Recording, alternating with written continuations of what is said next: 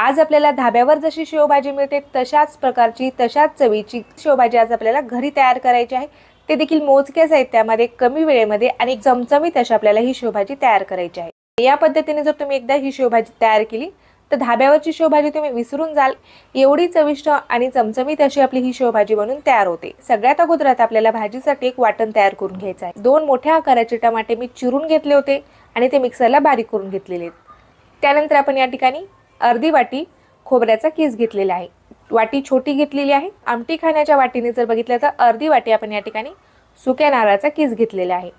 त्यानंतर आपण या ठिकाणी एक कांदा उभ्या आकारामध्ये पातळ असं चिरून घेतलेला आहे। 7 ते 8 आपण लसणाच्या पाकळ्या घेतलेल्या आहेत आणि थोडीशी कोथिंबीर घेतलेली आहे। शेवभाजीचे हे वाटण एकदम चविष्ट होण्यासाठी आपल्याला यामध्ये आणखीन एक पदार्थ घालायचा आहे, तो म्हणजे शेव। भाजीसाठी आपल्याला जी शेव वापरायची आहे ती शेव आपण या ठिकाणी घेतलेली आहे। 2 मोठे चमचे आपण या ठिकाणी शेव घेतलेली आहे। आता ही शेव आपल्याला भाजीच्या ग्रेव्हीसाठी वापरायची आहे। कढईमध्ये आपल्याला अर्धा चमचा तेल घालायचं आहे। तेल छान तापलेले आहे। आता यामध्ये आपण चिरून घेतलेला कांदा घालून घेतलेला आहे। कांद्याचा रंग पूर्णपणे डार्क होत नाही तोपर्यंत आपल्याला तेलावरती हा कांदा छान असा परतून घ्यायचा आहे। यामध्ये आपण लसणाच्या पाकळ्या घालून घेतलेल्या आहेत। कांदा आपण छान परतून घेतलेला आहे। आता यामध्ये आपल्याला खोबरं घालून घ्यायचं आहे। कांदा आपण एका साईडला केलेला आहे, त्याच कढईमध्ये आपण आता खोबरं घालून घेतलेलं आहे। आता खोबरं देखील आपल्याला एखाद मिनिटभर छान असं परतून घ्यायचं आहे। खोबऱ्याचा रंग देखील छान डार्क होईपर्यंत आपल्याला हे परतून घ्यायचं आहे। मध्यम गॅसवरतीच आपण खोबरं आणि कांदा छान असा भाजून घेतलेला आहे। खोबऱ्याचा देखील आता रंग छान असा डार्क झालेला आहे। आता कांदा आणि खोबरं आपण एकत्रित केलेला आहे आणि दोन्ही एकत्रित करून आपण परत त्याला जरा वेळ भाजून घेतलेला आहे। कांदा आणि खोबऱ्याचा रंग आता छान डार्क झालेला आहे। आता गॅस बंद करून घ्यायचा आहे आणि हे साहित्य आपल्याला काढून थंड करून घ्यायचे आहे। मिक्सरच्या भांड्यामध्ये सुरुवातीला आपल्याला शेव बारीक करून घ्यायची आहे। शेव आपल्याला मिक्सरच्या जारमध्ये घालायची आहे आणि याचं आपल्याला पावडर तयार करून घ्यायचे। शेव आपण मिक्सरला फिरून घेतलेली आहे। अशा प्रकारे शेवचं हे पीठ तयार झालेलं आहे। तर आपण शेव या ठिकाणी बारीक करून घेतलेली आहे। एका वाटीमध्ये आपल्याला ही शेव काढून घ्यायची आहे। आता मिक्सरच्या भांड्यामध्ये आपल्याला कांदा, खोबरं आणि लसण घालून घ्यायचं आहे। आता आपल्याला हे कांदा खोबरं मिक्सरला एकदम छान बारीक असं वाटून घ्यायचं आहे। कांदा आणि खोबरं देखील आपण छान मिक्सरला बारीक करून घेतलेलं आहे। आता हे देखील आपलं वाटण या ठिकाणी तयार झालेलं आहे। या वाटणामध्ये आता आपल्याला कोथिंबीर घालून घ्यायची आहे। कोथिंबीर आपण सुरुवातीला घातली नव्हती आणि परत आपल्याला मिक्सरला याला फिरून घ्यायचं आहे। कोथिंबीर घातल्यानंतर आपण परत याला मिक्सरला फिरून घेतलेलं आहे। आता भाजीसाठीच आपले हे वाटण तयार झालेलं आहे। आपल्याला लगेचच भाजीला फोडणी देऊन घ्यायची आहे। गॅसवरती तीच कढई आहे। कढईमध्ये आपण आणखीन 2 चमचे तेल घालून घेतलेलं आहे। तेल छान तापू द्यायचे। यामध्ये आपल्याला मोहरी घालून घ्यायची आहे। आता मोहरीला आपल्याला छान फुटू द्यायचे आहे। त्यानंतर आपल्याला यामध्ये जिरे घालून घ्यायचे आहेत। यामध्ये मी जिरे घालून घेत आहे। जिरेही आपले छान फुललेले आहेत। आता आपण कांदा खोबऱ्याचं जे वाटण तयार करून घेतलेले आहे ते वाटण आपल्याला यामध्ये घालून घ्यायचं आहे। तेलावरती आपल्याला जरा वेळेला परतून घ्यायचं आहे। वाटण आपण तेलावरती छान असं परतून घेतलेलं आहे। आता यामध्ये आपल्याला टमाट्याची प्युरी घालून घ्यायची आहे।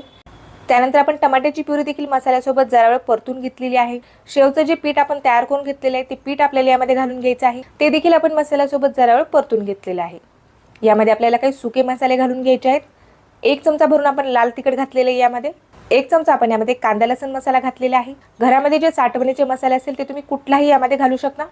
1 चमचा आपण यामध्ये काळा मसाला घातलेला आहे। अर्धा चमचा आपण यामध्ये गरम मसाला घातलेला आहे। पाव चमचा आपण यामध्ये हळद घातलेली आहे।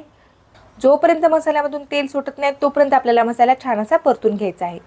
मसाला आपण तेल सुटेपर्यंत छान असा परतून घेतलेला आहे। यामधून छान तेल सुटलेलं आहे। मसाल्याला रंग देखील छान आलेला आहे। आता यामध्ये आपल्याला गरम पाणी घालून घ्यायचं आहे। गरम पाणी घातल्यामुळे ग्रेव्हीवरती लगेचच तेलाची तरी येते आणि भाजीला चव देखील छान येते। त्यामुळे भाजीला आपल्याला शक्यतो गरम पाण्याचाच वापर करायचा आहे। 1 ते 1.5 ग्लास आपण यामध्ये गरम पाणी घालून घेतलेलं आहे। आता चवीनुसार आपल्याला यामध्ये मीठ घालून घ्यायचं आहे आणि भाजीला आपल्याला छान अशी उकळी काढून घ्यायची आहे।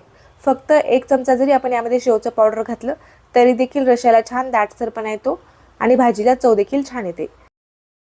आता भाजी आपण छान अशी उकळून घेतलेली आहे। मी गॅस बंद करून घेत आहे। आता भाजी आपल्याला जास्त पातळ करायची नाही किंवा जास्त घट्ट देखील करायची नाही। यामध्ये शेव घातल्यानंतर भाजी थोडीशी घट्ट होते। भाजीचा जो रस आहे तो शेवमध्ये सोकला जातो, त्यामुळे भाजी आपली घट्ट होते। त्यासाठी आपल्याला जास्त घट्ट देखील भाजी तयार करायची नाहीये।